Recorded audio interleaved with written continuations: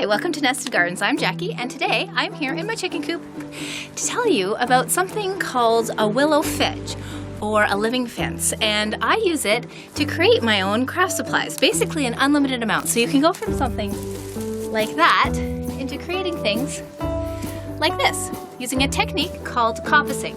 And basically what coppicing is it's cutting down something right back to the root, or in this case there's another term that they use called pollarding, and that's when you cut the branches right down to the existing stump. Now if you can see here, this guy's been cut back quite a few times. This is a willow that's a couple of years old. Now the chickens love this because not only does it provide them some shade in the summer when the sun is too hot, but then the leaves fall off and in the winter they get to have the nice warm winter sunshine.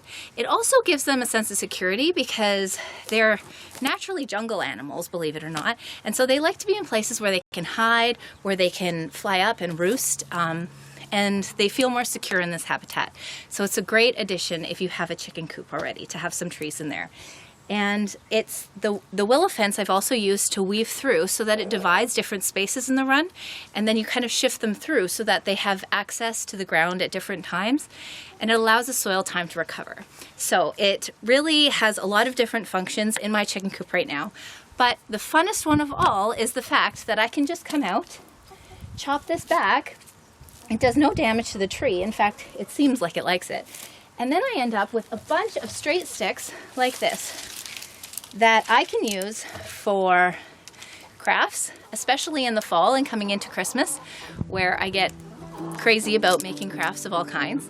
But also in the summertime, this is our unlimited amount of sticks for bonfires. So roasting marshmallows and hot dogs.